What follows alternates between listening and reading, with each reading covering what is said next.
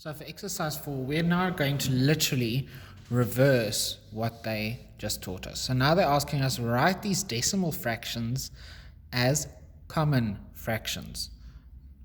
So let's look at number 3, 31, 7.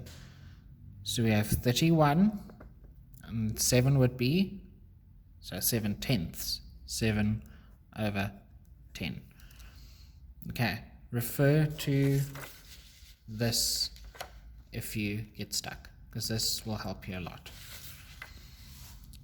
Exercise 5, they ask us, what is the value of the underlined digit or digits in each of the following decimal fractions? So they underline some for you. So I'm doing number 6, 0,67. So they're asking you, what is that number? It is going to be 7 hundredths. So you're going to say 7 over 100, or you can say 0,07. But I don't want you to say this. I would prefer if you show me that you know what it is. Exercise 6, now you're going to start counting in decimal fractions. 1, 2, 3, 4, and then you go to 5, and you'll also notice with number 4, 63 to 61, what are you doing? You minus by 2. 61 minus 2 is 59, 59 minus 2 will be 57, 57 minus 2 will be 55. This one goes up by 2, so 46, 48, 50, so you're plussing by 2 for every one there. Now exercise 7. Don't have a heart attack about this.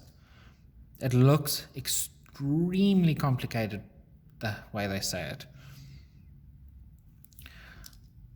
So they're now going to start asking you, so what happens if the denominator of a common fraction is not 10 or 100? We're going to have to get it there. So you can go through these examples and they tell you why, but there's a much easier way to understand it. So what we're going to do is I'm going to do number 1 with you. Sorry, you're swinging all over the place. So we now need to decide to get 5. Are we going to get it to 10? Are we going to get it to 100? Are we going to get it to 1,000? It's really up to you, but don't overcomplicate it. 5 times what is 10? 5 times 2 is 10. Because what we do here, we're going to do at the top, 3 times 2 is 6. It's as easy as that.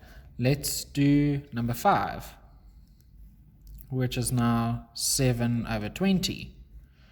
Now, of course, we're working with 20, so we're not going to go back to 10. We're now going to go to 100. 20 goes how many times into 100? 5 times. So we're going to say by 5. 20 times 5 is 100. 7 times 5 is 35. See, it's really not that complicated. It's just the book makes it look extremely complicated.